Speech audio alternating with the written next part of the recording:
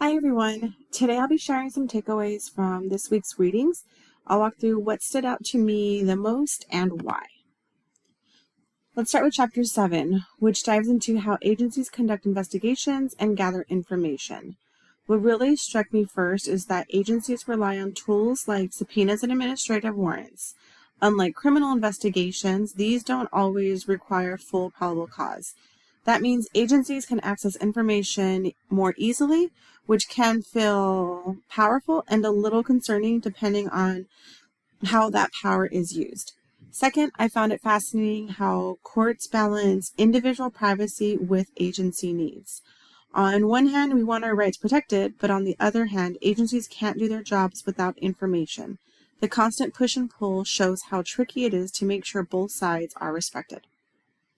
Finally, Chapter 7 made me think a lot about accountability.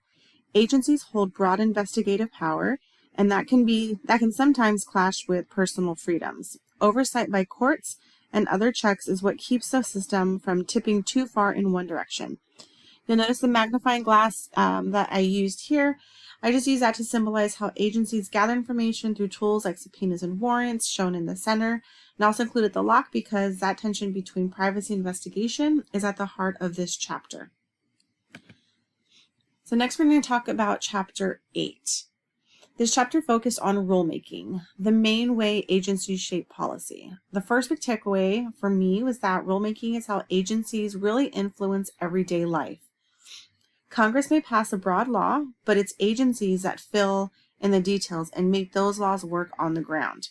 Second, I thought it was interesting how the public can participate through the notice and comment process. Even though agencies can seem distant, this step gives citizens, businesses, and interest groups a way to speak up before a rule becomes official.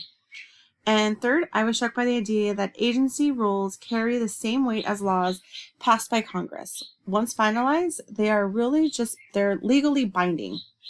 That means agency decisions, whether about workplace, safety, environmental protections, or consumer rights, they shape the way we live and work just as much as legislation. So on this slide, you'll see I used an image of a courtroom because adjudications are essentially hearings where agencies make decisions. The text bubble and the megaphone to me represent public participation, reminding us that even though these processes feel technical, there's still a voice for citizens. Chapter 8's discussion of formal adjudications reminds me of the structured process we follow for city programs and employee compliance. Just like that, following procedure carefully ensures fairness and transparency for all of us that are involved. So just to wrap it up, these chapters really highlight for me how agencies balance efficiency with fairness. They need the power to act quickly and effectively, but at the same time, transparency and accountability are key to making sure that power is used responsibly. For this slide, it is washed out. I chose an image, if you can see it, of our Glendora City Council chambers, this is where I work. It reminds me that these principles aren't just theoretical, they're applied every day in local government. Whether it's following proper procedures and ordinance, making transparent decisions like the budget, or ensuring fairness for both employees and the public, these ideas guide the work we do in our community every day.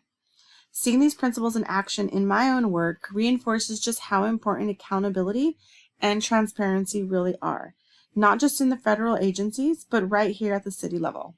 Thank you.